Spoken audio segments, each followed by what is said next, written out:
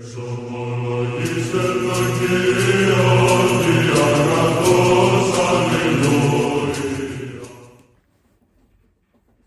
nderuar miq të dashur vëllezër dhe motra më Krishtin, ja ku jemi së bashku në takimin ton të përditshëm komenti i Shkrimit të Shenjtë. Jemi në datën 22 gusht dhe Kisha Ortodokse në këtë datë na nxit të lexojmë nga Ungjilli sipas Mateut, kapitulli 20, vargu 29 deri në vargun 34. Le ta lexojmë këtë pjesë dhe ta komentojmë sipas hetrave. Dhe kur po dilin nga Jerikoja, një turmë e madhe ndoqi, dhe ja dy të verbër që uleshin gjatë rrugës. Kur dëgjuan se po kalonte Jesui, filluan të bërtasin duke thënë: "Ki mëshirë për ne Zot, biri i Davidit." Por turma i qortoi që të heshnin, por ata bërtisnin dhe më fort duke thënë: "Ki mëshirë për ne Zot, biri i Davidit." Atëherë Jesui ndaloi thirrje dhe tha: "Çfarë doni që të bëj për ju?" Ata i thanë: "Zot, na hapen syt." Dhe Jesui pati mëshirë për ta dhe u apreku sytë e tyre dhe në çast u erdhi drita e syve dhe ata i ndiqnin. Pra kjo është pjesa që lexojmë nga Ungjilli sipas Mateut. Dhe na flitet për dy njerëz të cilët ishin të verbër fizikisht, por siç edhe dëgjuam, ata pan me sytë e besimit dhe morën mrekullinë nga Krishti. Le ta interpretojmë sipas hetrave. Fillojmë me vargu 29. Kur po dilnin nga Jerikoja, një turmë e madhe ndoqi. Sipas hetrave, Jesui është në rrugën drejt Jeruzalemit, pra drejt mundimeve dhe kryqit. Ngjarja e të verbërve nuk ndodh rastësisht në këtë pikë të Ungjillit. Krishti po shkon drejt pasionit, ndërsa njerëzit rreth tij ende nuk e kuptojnë plotësisht se kështu është. Turma e ndjek Jesuin, por ndjekja fizike nuk do thotë domosdoshmërisht besim tek e vërteta. Këtu lind një kontrast i rëndësishëm. Turma e sheh Jesuin, por jo gjithmonë e kupton, ndërsa të verbrit nuk e shohin Jesuin, po njohin si birin e Davidit. Dhe ne mund të jemi shumë pranë gjërave të shenjta shpirtërore, por mos të shohim Krishtin me zemër. Mund të shkojmë në kish, mund të kryejmë edhe misteret, pra dëgjojmë në Ungjillin, por përsëri ne mund të jemi larg Krishtit. Nuk e njohim vërtet se kush është ai. Fjala njohje nuk do thotë të njohësh në mënyrë intelektuale, po të kesh një bashkim. Pra, a njohim vërtet Krishtin si Zot dhe Perëndi dhe shpëtimtarin ton, apo thjesht jemi pjesë e turmës, kemi dhe ne një besim tradicional, intelektual edhe kaq. Jemi në vargun 30 dhe ja dy të verbër që uleshin gjatë rrugës, kur dëgjuan që po kalonte Jesui, filluan të bërtasin duke thënë: "Ki mëshirë për ne, bir i Davidit." Kjo është ndoshta zemra e pasazhit ungjillor. Ata nuk e shikojnë Jesuin sepse s'kishin sy për të parë, por e dëgjojnë.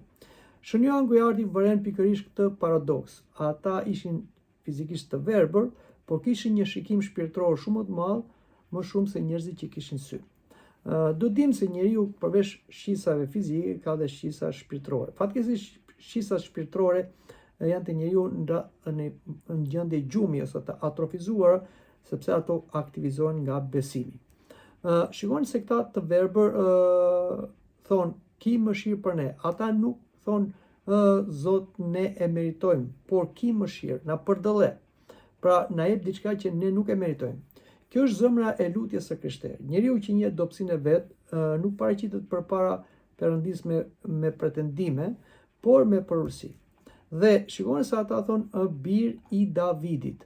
Kjo nuk është thjesht një mënyrë për ta quajtur Isuin, është një rrëfim i besimit në Mesian. Pra, sepse Isu Krishti ishte nga fara e Davidit, pra nga fisi mbretëror i Davidit, dhe ai ishte Mesia, ishte Krishti i premtuari që do vinte në botë nëpërmjet Davidit. Prandaj dhe quhet biri i Davidit, nëpërmjet gjenealogjisë së Davidit.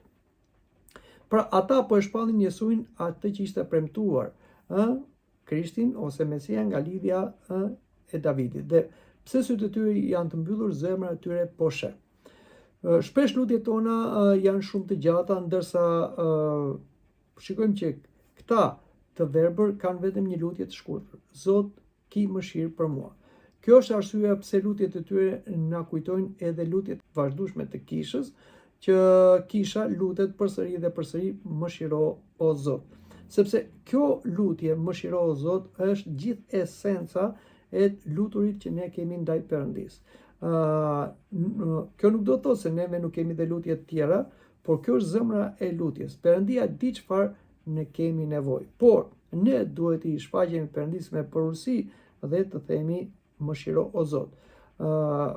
Prandaj, kjo është lutja e doganjerit, po është dhe lutja e këtyre dy të verbeve, të cilët kërkuan Krishtin me një lutje shumë të shkurtër, mëshiro.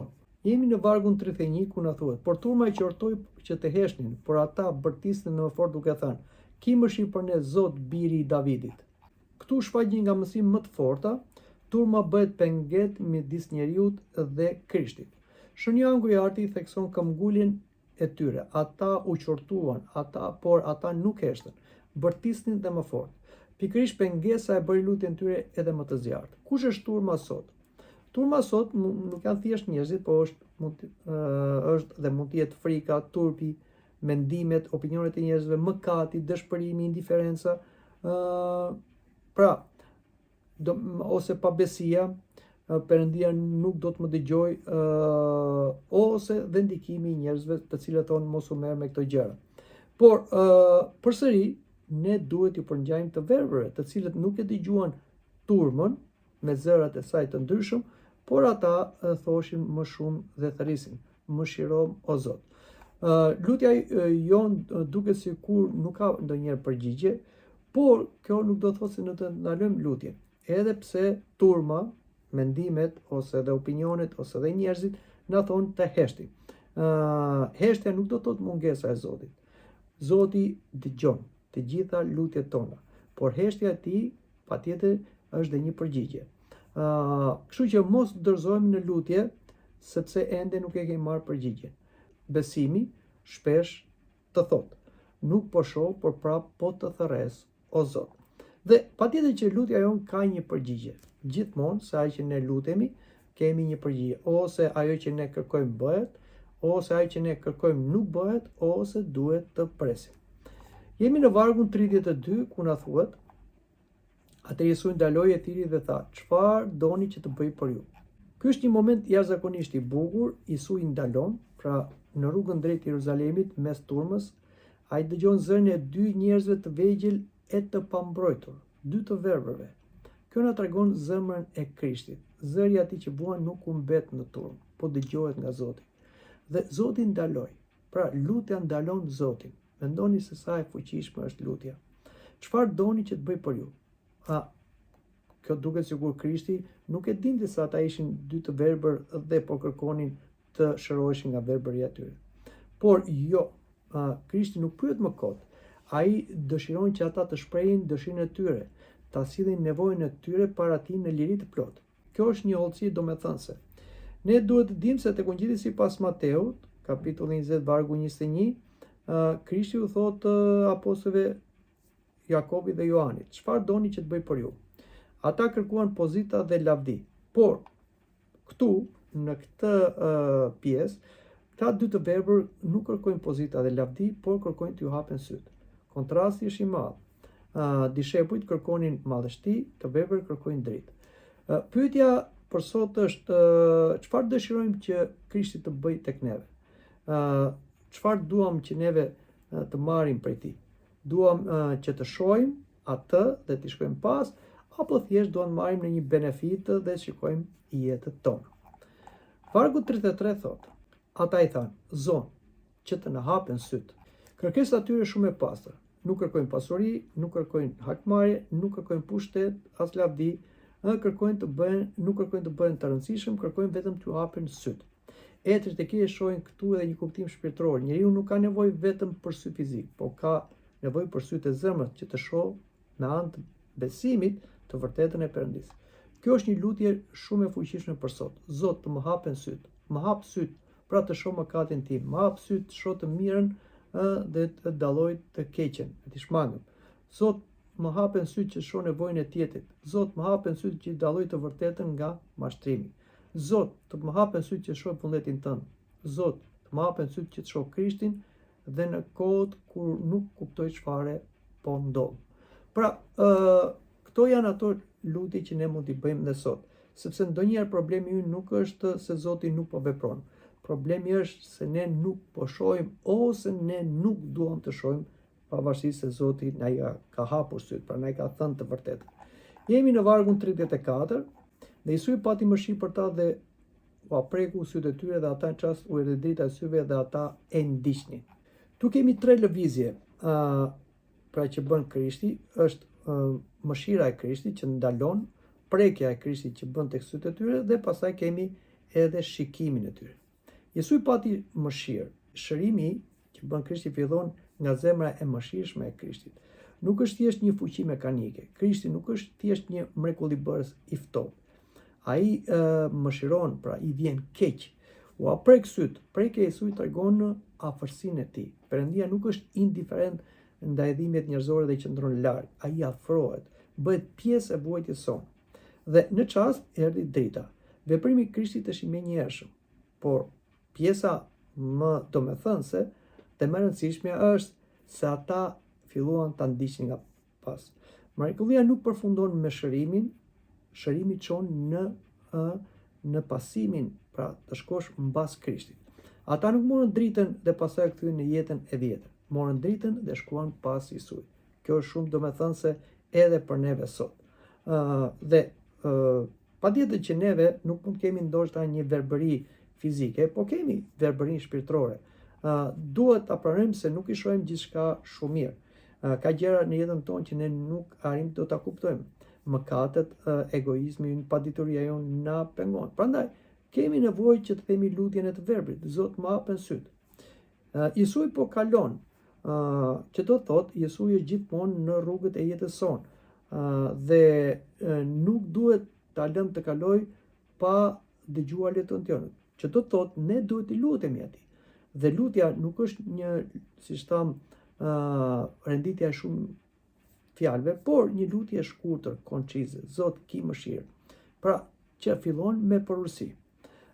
Nuk duhet dëgjojmë turmën, pra zërin e frikës së turpit, ose opinionit, ose pengesat e njerëzve, ose dhe dëshpërimin, por thirrja jonë duhet vazhdoj të drejtohet drejt Krishtit. Gjithë jam më fort.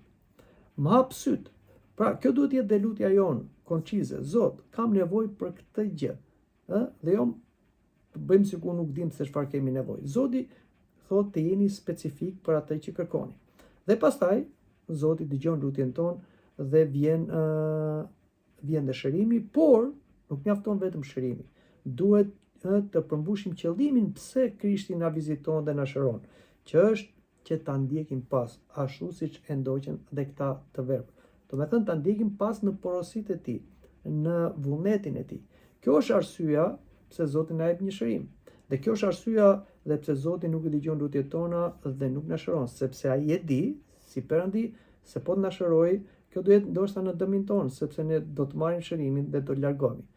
Mbase sëmundja, dhe kjo është e vërtet, është më e mirë se sa shëndeti ndonjëherë, sepse sëmundja na mban të larguar nga mëkati, të gjendit për ulur dhe në një lutje të vazhdueshme tek Zoti.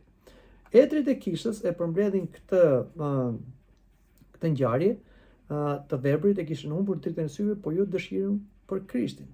Turma kishte sy, tham, por mund të bëjë pengesë që ata të kërkonin Krishtin. Të verbri nuk e pan Jesuin me syt e tyre të trupit, por e njohën me syt e besimit. Ata bërtitën, u penguan, bërtitën dhe më fort dhe Krishti u ndal. Mëshira e tij u dha dritën, por mrekullia bëhej plot vetëm kur pasi morën dritën, ata filluan ta ndiqnin. Kjo është, siç e tham, aktuale për ne sot, edhe neve mund të kemi sy fizik, por jemi të verbër shpirtërisht. Mund të mos kemi atë që duam dhe përsëri të kemi besim, mund na thot bota hesht, por kisha na mëson të themi vazhdimisht dhe fort: Zoti Jezu Krisht, biri i Perëndis, ki mëshirë për mua mëkatarin. Dhe kjo lutje është një lutje që neve duhet ta themi shpesh, është një lutje që kisha na këshillon, na këshillon edhe etrit, dhe është një lutje që bën mrekulli, që të hap syt jo vetëm fizik, por syt e zemrës, syt e shpirtit, të jep forcë dhe fuqi që të shkosh nga pas Krishtit, në gjurmët e porosive ti deri në fund. Amin. Mendoj që këtu ta mbyllim edhe bisedën për sot, por takuar në takimin e ardhshëm. Deri atëherë, mirupafshim.